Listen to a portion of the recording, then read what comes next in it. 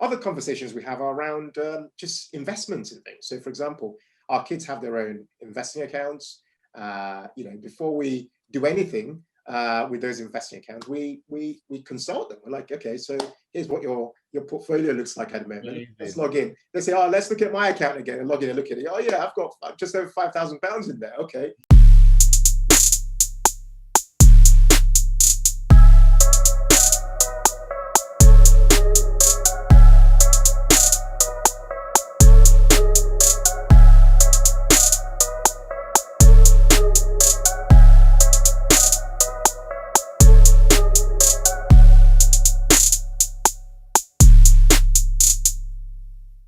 Welcome back to another episode of Grind, Hustle, Repeat, conversations around creativity and culture with me, your host, Nee Odate Evans. Now, this is the show where we talk to creative entrepreneurs and discuss the ups and downs of their creative journeys. And by sharing, hopefully, it will provide guidance for others. Now, my guest today is a former CFO with over 12 years experience in the investment business. He's also a chartered accountant and holds an MBA from Cambridge University. Now, having achieved financial independence at the age of 34, now through his YouTube channel, The Humble Penny, and through his organization, the Financial Joy Academy, he is on a mission to help 10,000 stressed professionals, entrepreneurs, and families to create their game plan for financial freedom in this decade. He has such an amazing story and also has such an amazing energy, and it's a real honor to have him here. Welcome to Grind, Hustle, Repeat, Ken Okoroafor. Ken, how you doing, man? Oh, dude, I'm good, man. Good to see you, bro. Thank you very much. Thank you very much. You know, it's funny, like with everything that's happened this year, I think 2020 has taught us one thing, and it's the need for financial independence. And in terms of being financially independent, you were way ahead of the game. So what was the catalyst that made you say, okay, I'm gonna, as I said to you earlier, how I knew you before I knew you was by reading an article about you clearing your mortgage by the time you were 34. Yeah. What made you say, okay, I'm gonna wipe this mortgage out? What was the catalyst? Yeah, so powerful question, great introduction. I really appreciate being here, by the way. This is a great environment. I'm just happy that we're collaborating, we're hanging out, as brothers. That's a big thing. So what was the catalyst? So for me, the big catalyst was actually an event that happened many, many years before that, which was that we were newcomers to this country. We were immigrants to this country and started from nothing. And for us, owning a home was a very, very difficult thing, like literally being able to buy your first home. And we started from struggling to rent a place. Like we started in one bedroom. Literally everybody, my mum and dad would sleep on the bed, and all of us, 4 of us, would sleep on the floor. And that was it. That was how we started in this country. And so the concept of even owning a home was not even within our reach in any way, shape, or form, because we could barely get money for food. But when my parents eventually bought a place, I then realized that they were basically in a different form of slavery by going into buying their own property and being chained into this idea of home ownership, but backed by a lot of debt, almost an impossible amount of debt. And I saw them working all the time. Like literally, my dad, even by the time he had retired, they still had a year or just over a year left on their mortgage to pay off. And it was such a pain. Like seeing my parents, almost as though they were living for the mortgage. Yeah. My wife and I said to ourselves, you know what? We're gonna try and play this game very differently, which is that because I understood the maths of debt from numbers, I said to myself, how else could we play this game such that, in our 30s, we could achieve what our parents would have loved to have achieved. Yeah. To, basically build wealth, but without being dragged down by debt. And so that's where the motivation was. That's really the catalyst. It was a combination of coming from nowhere, really, like being like complete newcomers, plus seeing my parents like just grinding to try and get rid of that thing that just hung over them. Those two things really drove us to just do it differently. Brilliant. So when you decided, okay, this is the driver, we're going to play the game differently. Once you are like, okay, we found the house we want, we've got, we've had our mortgage accepted, what have you. how does that then play out in real terms? Because I'll be completely honest with you. Yeah, sure. Probably one of my massive downfalls is if I want something, yeah, and I've got the money there, I'll get it. Like, so if I want, you know what, I fancy a takeout today, I'll get a takeout today. And so not having the willpower to say, actually, no, even though you don't need to, has been a massive thing for me. So what was it actually like when you're, because it's one thing saying, yeah, we're going to pay down the mortgage early, but what was it actually like being in it and living that life? It's difficult. It's difficult. I'm going to tell you that straight. So for those who don't know, we paid off in 7 years. Wow. What was a 25-year mortgage. And that saved us thousands upon thousands upon thousands of interest. And not to obviously mention the fact that like years of not being in debt, basically, many years. So, but what was it like being in there? It was tough because, you see, a lot of this game with money, when people think about money, they think of money like this thing that you interact with. But a lot of it is about psychology. And a lot of it is about self-awareness. And a big part of self-awareness and how self-awareness plays out, if you really understand kind of like who you are and what you're trying to achieve, a big way it almost manifests itself is, to what extent do you have self-control? To what extent do you are you able to say, well, actually, I've seen that thing I would really like, but because I've got this overarching goal, I've put in place the necessary things that will kind of stop me going nuts and doing crazy things. Now, that doesn't mean we didn't go nuts and do crazy things. We did. Like I bought nearly a brand new car. It's one of my biggest mistakes, spending thousands, about 15 grand on a Mercedes coupe, I don't know how you say the word. And it's a complete waste of money because that money doesn't exist now, but it was one of my worst mistakes. But the thing about the mortgage thing is that what helped us a lot is that we gamified it. So we didn't just start and say, we want to do it in 7 years. No, it was more, can we go from 25 years to 20 years? Right. Could we do that? And what would you need to do for that to happen? And so I had a calculator that we'd created, with some friends, and that calculator showed us that we had to go through a process of basically overpaying, rather than saying, the bank says, oh, you pay £700 a month or 800 or whatever it is you pay. Rather than doing that, maybe overpay by £200 a month. And we realized that overnight, we could put a line through that number 25 and make it 20. And I thought, hang on. So I just did it with a phone call. And it then meant that we thought, well, actually, could we dare do it in 15 years? Like, could we even dare do it? And each time you made that, you had that thought of, could we dare? Almost as though you're thinking, could we dream of this possibility? And how can we convert that possibility into reality? It required a phone call. It required looking at our lifestyle. It required looking at our numbers. And we kept overpaying. We went from like about £100 to £200 a month to about £500 a month to about £1,000 a month in overpayments. Right. Now you're probably thinking, whoa, hang on, £1,000 extra on your mortgage. Say, where does this money come from? Where did that come from?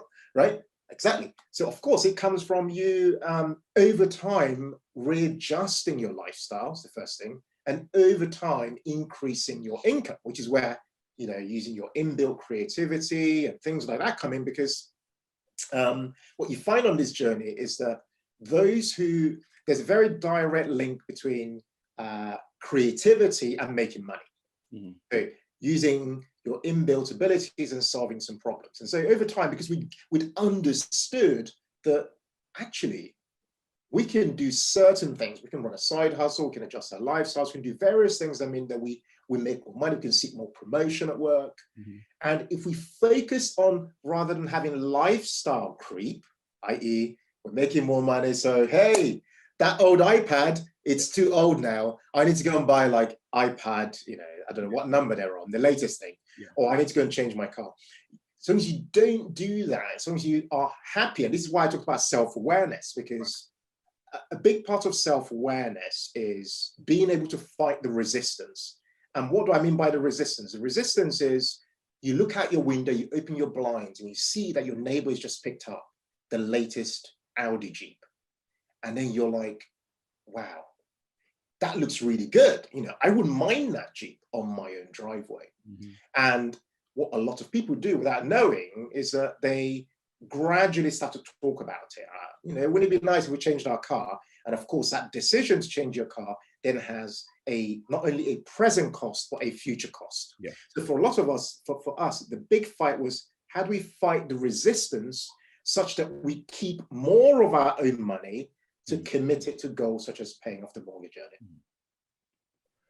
See, it's interesting you say that, because I'm listening and I'm like, the little voice is going off in my head. I'm like, that's your downfall. Is fighting fighting that resistance, because and I think there's a very important thing with age as well. So I turned 40 this year, and it's weird because coming up to being 40, you know, some people have that, oh my gosh, I'm going to be 40. I haven't done this. I haven't done that. And I really thought I would have been one of those people.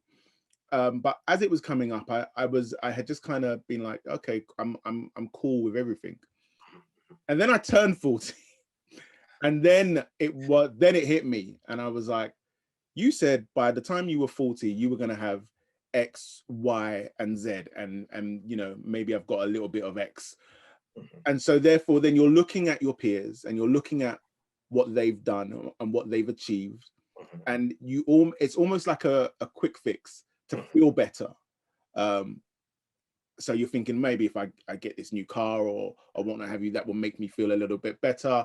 But it's then kind of offsetting that with the long-term goal. But I feel like it's harder the older you get to be like, I'm going to go for these goals, because you get to a point where you're like, let me enjoy small, innit? Like, I've suffered. Let me enjoy.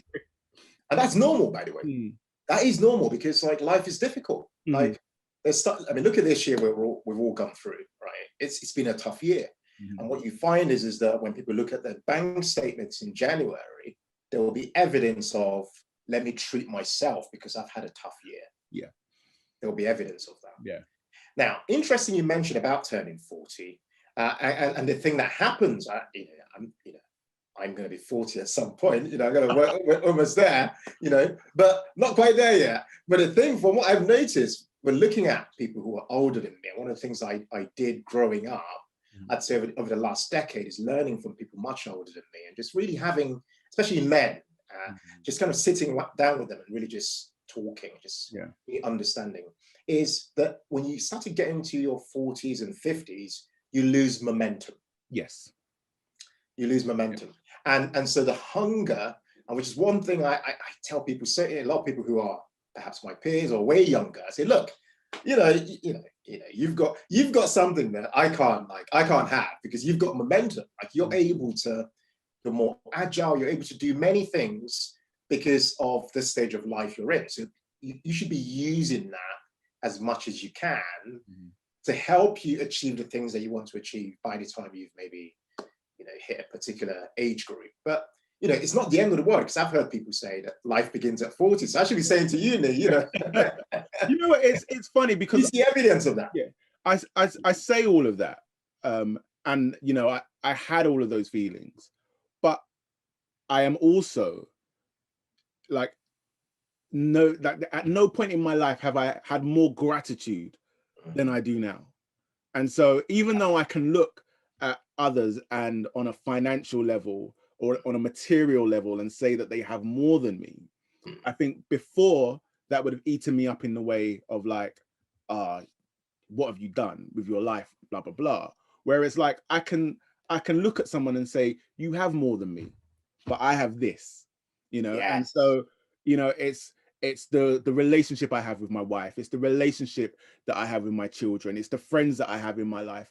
And I think that, and gratitude is something that I've battled with for a very long time, because you're constantly like, oh, I want to do this, I want to do that. So you're looking for the next thing.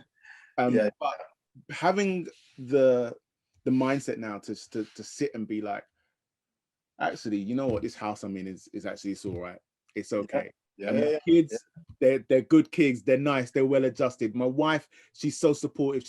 And so once you get to that space, it's like it's almost like that in itself provides you with the momentum, because it's like you're just content. So you move, sort of thing. I mentioned in the intro about the Financial Joy Academy. Yes. Again, like at what point in the journey did that come along where you were like, right, we've done it, now we want to help others do it? So really interesting. So 2017 in December, 3rd of December to be exact, we started the humblepenny.com. It's a blog. YouTube did not exist or anything like that. We've been running the humblepenny.com and the blog for 3 years now. We just celebrated our 3rd anniversary. Congratulations. And a year ago, thank you, a year ago in the summer, so summer of 2019, we thought to ourselves, why don't we try and reach a different audience? How can we try and do that? I'm not a naturally confident person in front of the camera. So I thought, well, actually, I'm surprised you say that. Yeah. Well, this is the thing. You know, I grew up shy. I grew up being called shy a lot.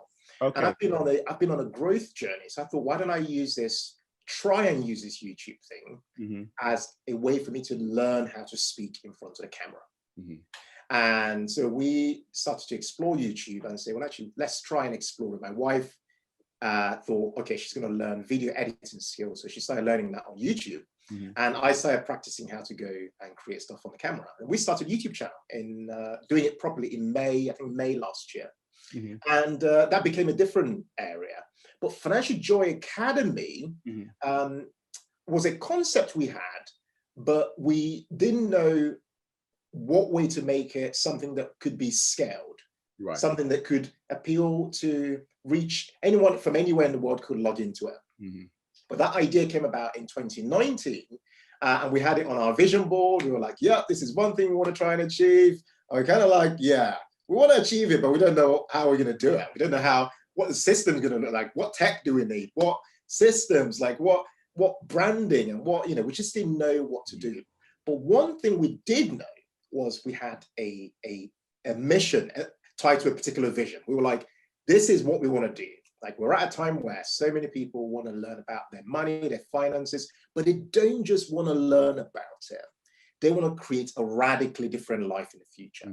And so we came up with that. I came up with 10,000. My wife said, nah, you need a number bigger than that. But I said, nah, we're going to go with 10,000. And we're going to try our best, and work and try and create something that could serve that purpose. Right. The Financial Joy Academy is essentially a platform that anybody from anywhere in the world, although we have most people are in the UK, Europe, US, and bits of Africa and so on, and Caribbean. People can log in anywhere and not just learn about money, but learn about it from a point of action. That's the difference. So that they are not just saying, oh, I want to, like, I'm downloading stuff from YouTube and I'm learning.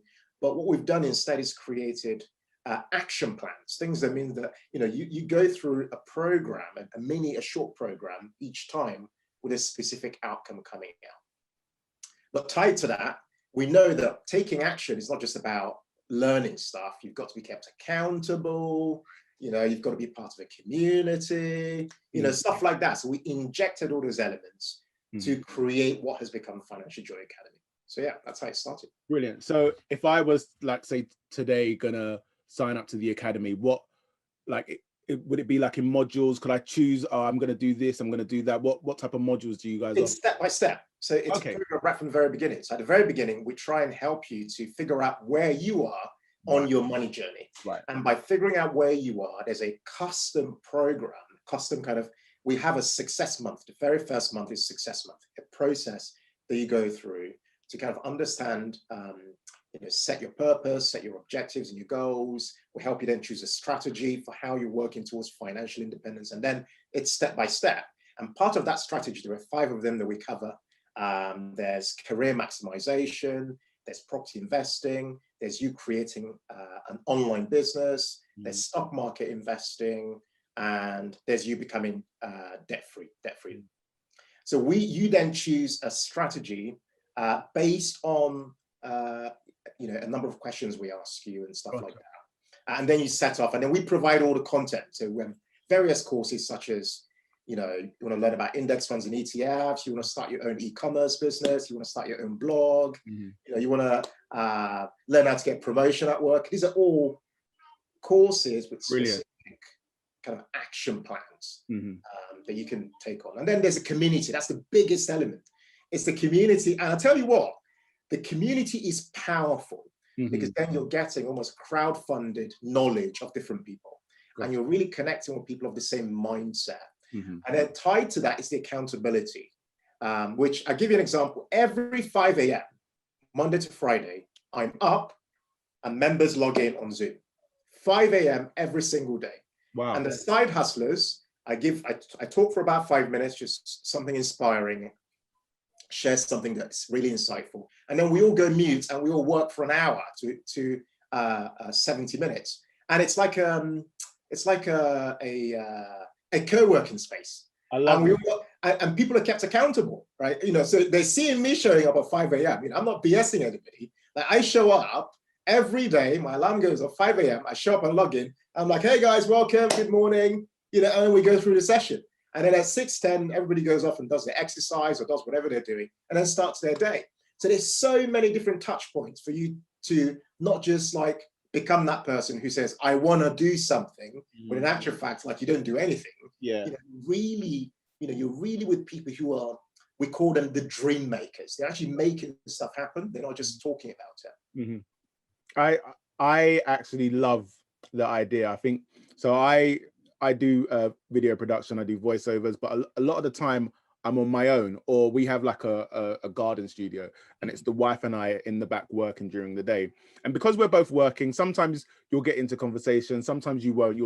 I think we both kind of also know that we want to save it for when we're in the house just relaxing. So the idea of, because this kind of journey of working for yourself, it can be really lonely. Yes. Really lonely. Oh my goodness. And so the idea of logging on to Zoom and then just having people there, I think that's genius. I think just having people there, so all these people are there doing what you're doing. Yeah. Do you know what? I tell you what, it's powerful. Because we do basically, there are two things. There's a coaching call every 2 weeks. So we've got one today at 8 p.m. And everybody logs in and people submit their questions and we talk. Like, for example, during lockdown, we had lockdown conversations about different things, aspects of money, mental health and stuff like that. People just talk, and really you hear people's like struggles, I think for me, that's one of the most powerful things, is that you hear like what people are really going through. Gotcha.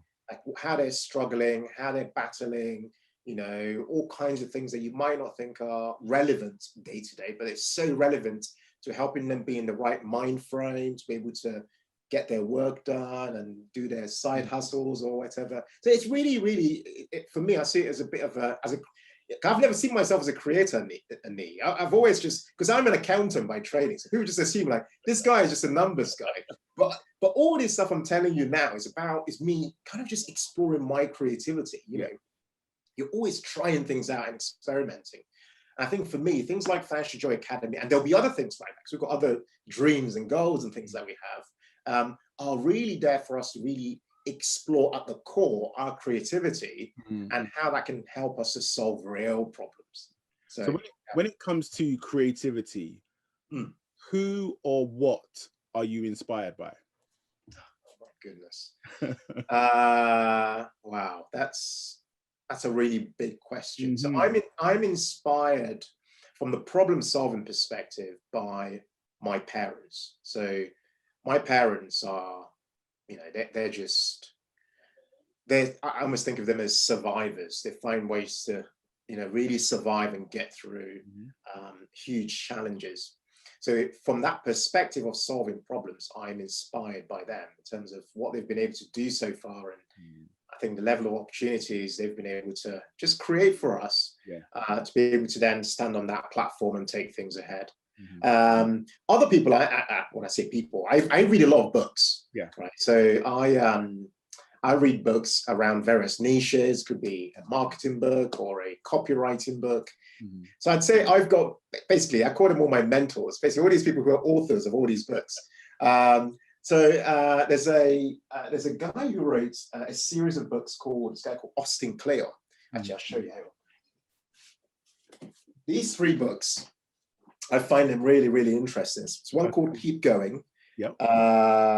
10 Ways to Stay Creative in Good Times and in Bad Times. Excellent. There's one called Steal Like an Artist. I think it's fantastic. 10 Things Nobody Told You About Being Creative. And then there's this one here called 10 Ways called Show Your Work. This is a really powerful one.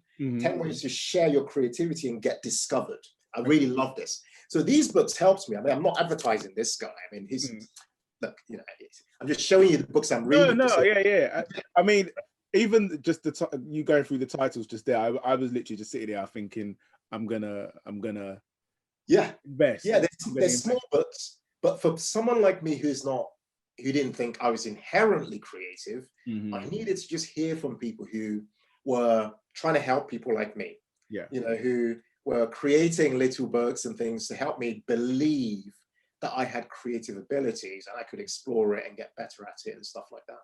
So when it comes to culture and your culture, how do you think that on both sides of the fence, do you think that that's helped you do what you've done? And are there in any ways that you think that it may have hindered you as well?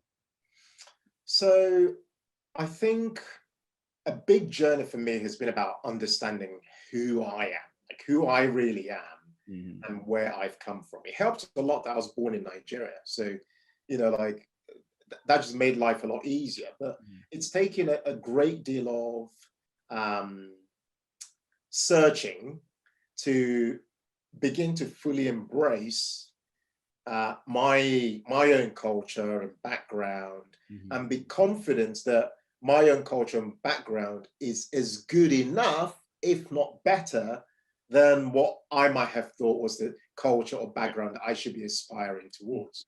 So from that perspective, a lot of what that's done for me is it has given me a lot of confidence in my own ability and possibility, like what could happen for me by really sticking by my culture and saying, well, actually, like, you know, like, this is my name, this is my middle name, this is my background, this is where I've come from, this is where my, you know, this is my language, this is why my kids need to learn my language, this is why I need to speak my language more often. Just being able to do that and really just fully embrace that has just given me almost an inner peace. Like, and that's helping my confidence. Like when I show up anywhere, whether it's on YouTube, whether it's speaking on a podcast, wherever I am, I'm speaking from a place of inner peace and confidence because I've embraced where I've come from. It hasn't been, at the very beginning when I immigrated to the UK, it felt like a hindrance, and it was because like I'd come from a different place, you know. What year did you come here? 1998 in the summer, in July. Right. So 22 and a half years ago.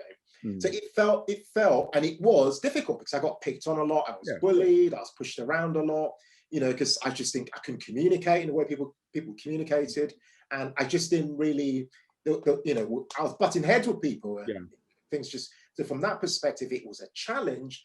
I think as times have passed, and you know, I guess you know, our culture has developed as well, in that it's become more, I guess. It's reached out to more people, and we've grown in confidence to speak out a bit more about our culture and embraced our culture so much more. As I've done that myself and gone on that journey, and it continues to be a journey, by the way. It's helped me. It helped my creative abilities or views and stuff like that. In terms of like the culture in general, and when I say the culture, I guess I'm referring to Black British culture. How do you feel, you know, there's so many stories about Black people struggling and this, that, and the other. What do you think we are doing or not doing? And I know it's broad because I hate to, because even the term Black British, sometimes I say it and I'm like, what does that mean? Like, because we all come from so many disparate backgrounds, but on a whole, what do you think we need to be focusing on as a community in order to build up our level of financial independence? Oh, wow. Oh my goodness, that's a big question. So what I think we need to focus on is there's a great deal of learning, Right. first of all. A great deal of learning. And I think exposing our minds to ideas that we might not ordinarily be exposed to. So for example, if I spoke to my parents about wealth building and stuff like that, it's very natural for them to think, oh, I want to go and invest in property. And it's almost a low-hanging fruit. Yeah, it's the closest option, the next best thing. So I think there's a great deal of learning, but with that learning comes a great deal of teaching that needs to happen. Like I was speaking to my wife yesterday, we're making dinner, and I said to her, like, have you noticed that we're all just doing life as everybody else does life, in that you're just doing life and life happens, but it's difficult for parents to pause and say, I'm now going to stop my normal routine and focus on a different form of education, maybe financial education or something to that nature, tied to my children, like with a specific goal of transferring the wisdom, experience, and knowledge that I have onto my children.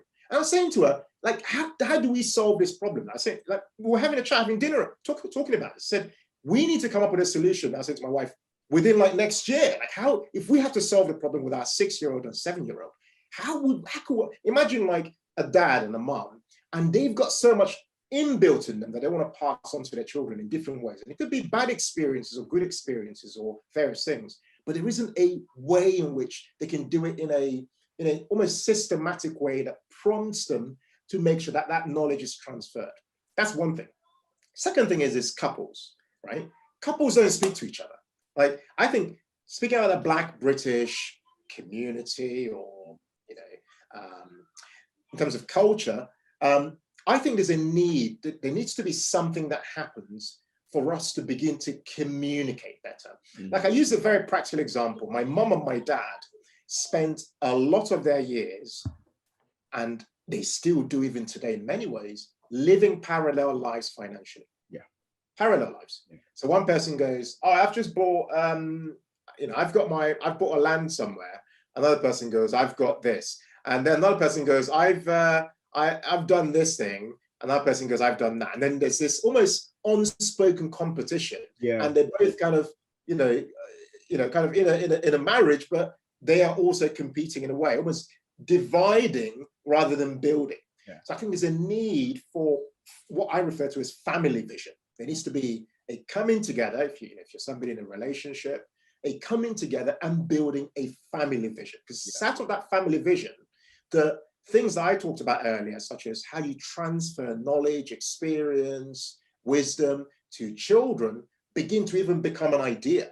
Yeah. And without that, I kind of think things will be a bit more challenging. It's you're spot on in what you just described there, in terms of like the living parallel. My father passed away over 20 years ago now, and when he passed away, we found out of investments that he had back home in Ghana that he had not spoken to us about. Like this was news to us.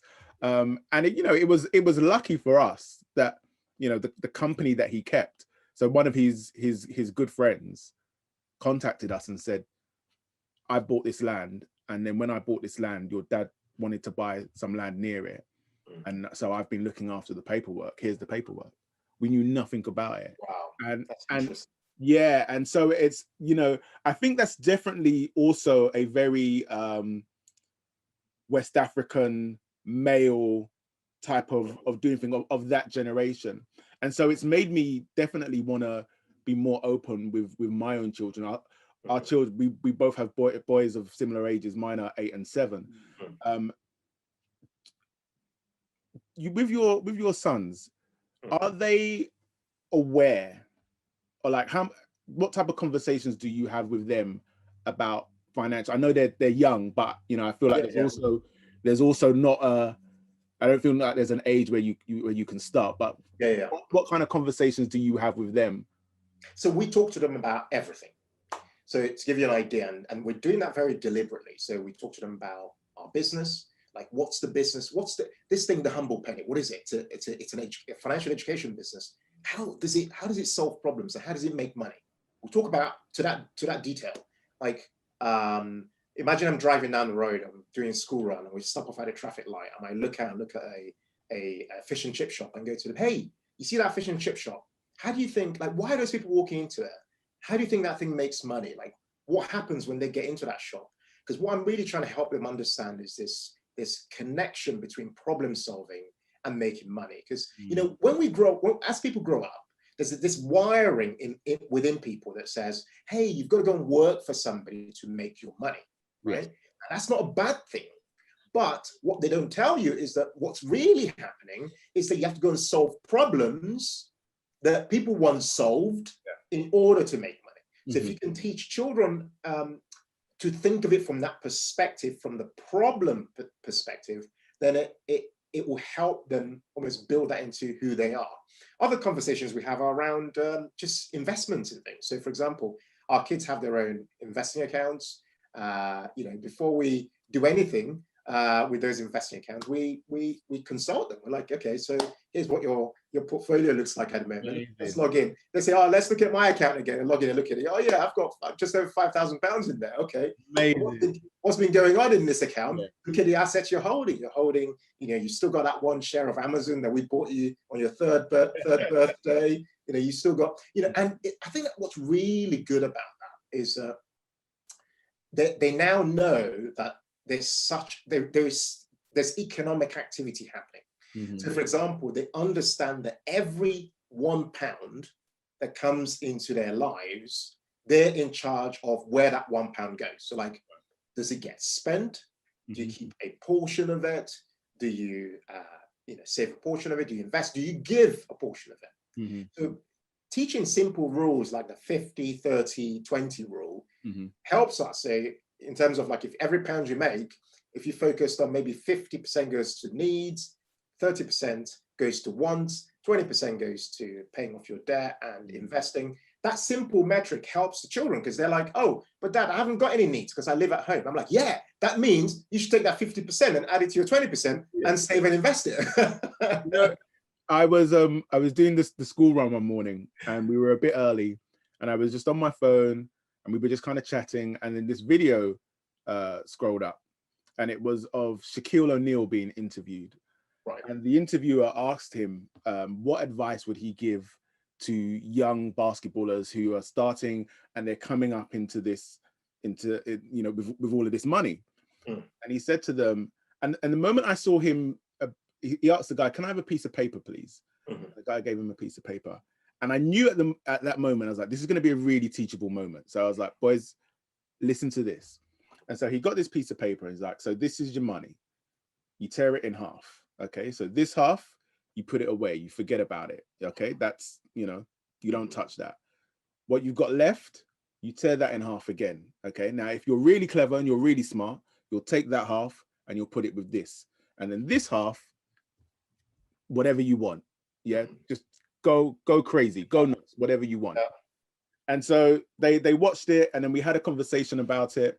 And then a month later, my younger one, it was his 7th birthday, and one of my aunts gave, I had seen her, and she gave me some money to give to him.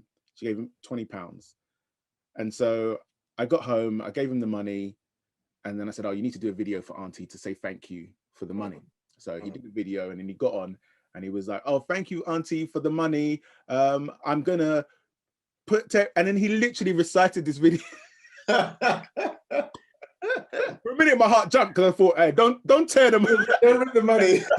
But yeah, and it was there, and it was like, it had dropped, the penny had dropped, and it was like, yeah, and so the concept that we came up with is the money that you're putting aside is for the future version of yourself, and it's so important to look after that future version of yourself, because then once you get there, you'll look back and you'll thank yourself for doing all of these things. So yeah, I mean, I love what you were saying about problem solving and looking at how you can solve problems. I think I'm going to be way more deliberate in the conversations that we have around that.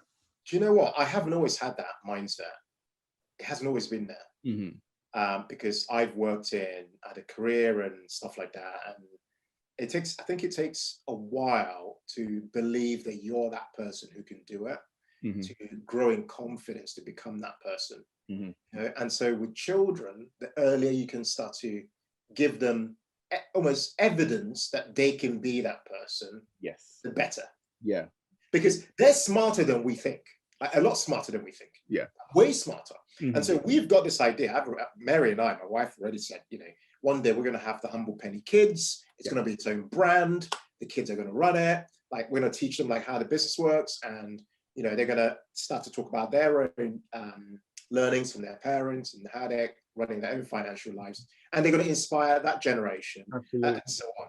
And so what I guess me saying, what I'm really saying to anyone who's listening to this is this idea of financial independence shouldn't just be about you and your spouse. You should now be thinking, how do I change the game for the next generation from now? Not like after I've made it, or after like, you know, begin now, because the power of compounding and the power of time. I've given examples. I made a video a while back about how you can invest £10 a day to become a millionaire, in about 40 years. And this is possible with children now, because there's no reason why Nee, that our children at our age, shouldn't already have the option to do whatever they want. Because there's no reason why that shouldn't happen, if you think about it. Yeah. Because even now, you might be saying, oh, I'm 40. Even now, the opportunity set is still big. Yeah. It's huge. So we have the opportunity, in looking at them, to think, how else could we play the game? And this is what I love about this idea of creativity. And everybody has it inbuilt. It's almost asking questions like, why do I do my life the way I do it right now? Is there another way it can be done? Yeah. Do I have evidence that it can be done another way? What if I experimented? What if I just changed this? Like, one of my favorite experiments was deciding that all I needed to input into the Humble Penny was 2 hours per day. Okay. That was it. If I could prove that I could create an online business that was fully functional, was having world impact, was generating its own income, if I could prove that I could do it with 2 hours a day, then it meant that anybody else could do it. And all we've done is, on average, sewing in 2 hours per day. It's like water dripping. Yes. Drip, drip, drip, drip, drip. Turns into a massive compounding, really then kicks in like a big snowball. But you have to, and this is where the self-awareness thing comes in, you have to be willing to consistently sow that seed of 2 hours per day. Yeah. And that's something you can teach. I love that word you use, that teachable moment. It's something you can actually teach children, which is small things have marginal gains over time. Yes. Like little things. Like, oh, you might say, oh, okay, I'm only putting away £1. But try and put away 1,000 lots of those pounds, it becomes £1,000. Yeah. And if you put it in the right environment, it becomes even more, because it gets to work on itself, and money compounds. And so for me, my big fascination right now is, how do I take those simple ideas, those seemingly simple ideas, but put them in a way that other families can use them as a system to teach their own families. Yeah. Like, such that when I meet people, they're not saying, they're not trying to work out how they communicate. You can just say, go and have you heard of this system? It's only £10. Go and actually do it. Go and actually amazing. I love what I mean? Yeah. Yeah, I know. I'm really just taking that in. But yeah, you're right. It's having a system ready made for people just to go, boom, there you go. And yeah, I love that. Looking back on your journey so far, what would you say has been the most defining moment for you? Wow. So there are two key journeys. So there's life. I was thinking life in two. There's life in Nigeria and there's life in the, I'd say, in the UK. So would you say in the last 22 and a half years, what's been the most defining moment, or would you say? I'm going to say, what's the one that strikes out to you in your mind? So whether it be Nigeria or here, what's the one that, you know, is at the forefront? Most defining moment. Wow. I'd probably say it was when I finally got an ID in my name. So let me explain what I mean there. So when I moved to this country, I had nothing in my name. There's nothing. There's no, because I was on my mother's passport. Right. So I was below the age of 16, and you could do that back then. I don't know if you can do it now. And I was really searching to like kind of discover who I was, you know, it's kind of like become my own person. And one of the biggest, so I feel one of the biggest achievements, it might not sound like it to anybody, but to me it was actually really working really working hard to pass my driving test, and getting myself my own driving license with my own name on it. I felt like I'd finally gotten some form of an identity, because before then there was nothing. I didn't have anything with my name on it. There's no documentation. There was nothing. But that moment meant something, because I felt like I'd achieved something tangible. Yeah. And I'd done it by myself. Like, you know, no one helped me. There was no like, you know, I had to learn this skill of driving in order for me to become a driver. Yeah. In the same way, I always tell people, like when people say to me, "Oh, do you think I should get myself a financial advisor?" I'm like, well, yes, but I tell you what's more powerful is, have you ever gone to drive a car and thought to yourself, do I think I should get somebody to drive me, or should I drive the car myself? What's more powerful is for you to learn the skill of investing and becoming the investor, because then you're in the driving seat and then you can drive your family. Yes. Right? And so for me, a key defining moment was really getting my first almost sign that I now have my own, I don't know, physical identity. Yeah. That was the beginning of something else. Yeah. Yeah. I can really feel that in, you know, coming somewhere without having any identity, so to speak, on paper, and then going through all of that and then getting that, I can really understand how that would be. Sorry. I just, I think it's amazing. I really do. Anyway, there are many others, but you know, that one just sticks out to me. No, I love that. I love that. Again, looking back, what would you say has been the best advice that you've ever been given? So, without a doubt, it's advice from my mum, which was, do not rely on just your salary. That was it. Do not rely on I never forget when I said to my mum, I'm going to go and train to become an accountant. And she said to me, that's great, you know, but you could also, you know, hire an accountant. I was like, oh, what do you mean? She's like, well, you could start your own business and just hire an accountant if you need one. And I thought, well, that's really interesting. Yes. On wanting to have my own career and have my own, to be able to call myself a professional and have a thing and kind of grow through that. But through that journey, and this is where the advice came in, she said to me, you know, it's good that you're learning and you're going through this journey because you're learning a real skill. But the one thing I'll tell you is no one ever became, you know, rich just relying on just their salary.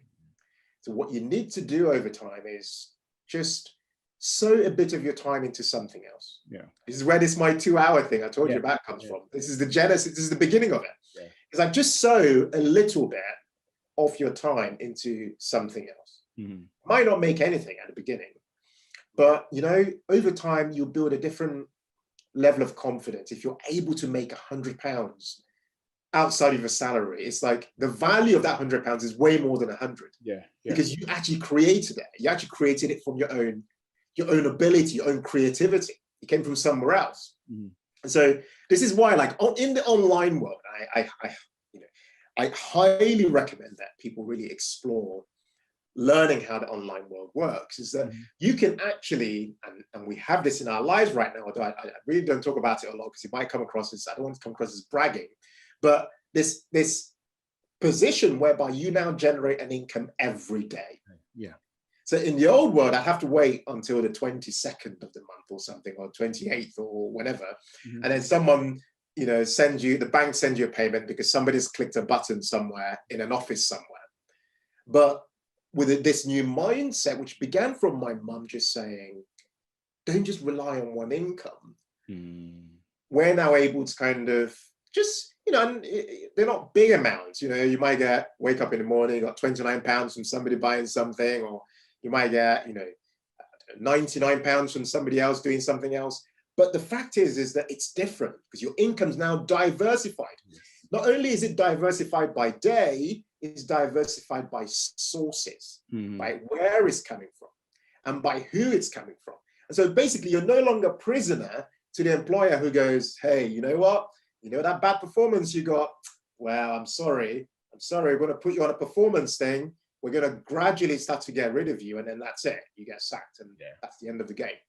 So it's that, without that advice from my mum, which was, like, this accounting thing is fantastic. It will take you places, but really just gradually start to sow a seed into something else.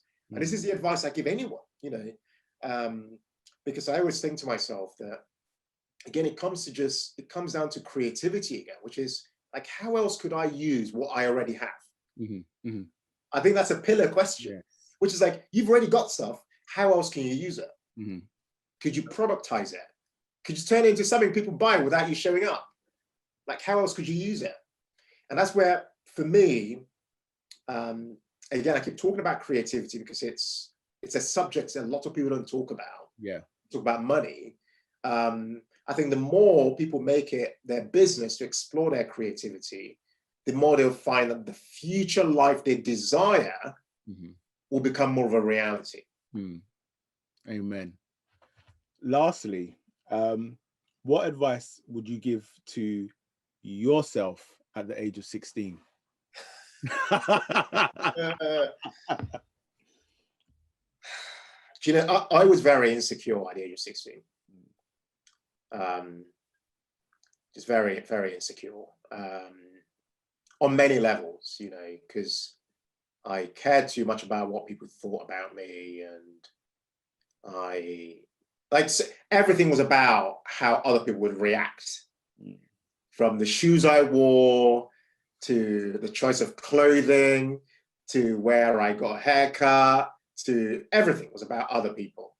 So the advice I'd give my 16-year-old self would be to just focus on just loving who I am, getting to know me, and just like embrace me.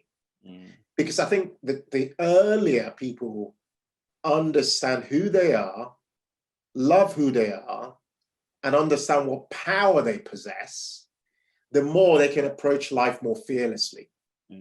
Like right now, like if I want to get stuff done, I just go and do it. I don't think too much about what people think. I just like get on with it. And that's helped me a lot in life, because I think a lot of people hesitate too much in life, and hesitation has a cost. People don't think about that. There's hesitation, there's a cost to it every time. But the more I've embraced who I am, the more I've hesitated less. The more I've just gone, forget what anyone has to say. Like, I've really thought about it, and I can see how it can solve a problem, how it will change my life, how it will do this, how it will do that. I'm just going to do it. Don't care if I fail. If I fail, hey. So, and that attitude helps me a lot. And it surprises people. And I tell you why. It's because most people spend their lives in fear.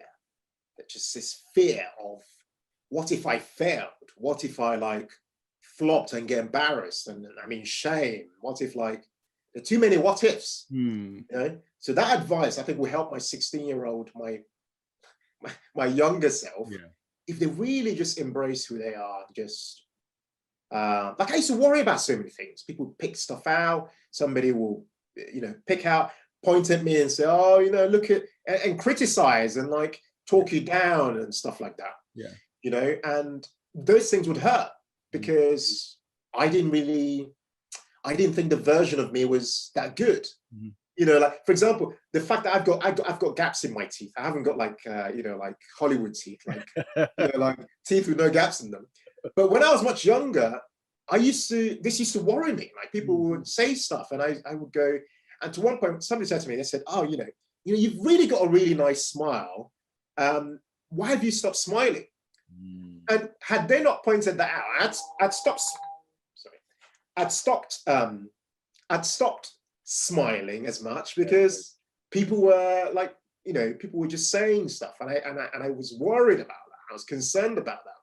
So there was a lot of inner work that had to be done for me to say, look, this version you see, this is it. Like, this is it. I need to work with what I've got. Like, don't care what you've got to say.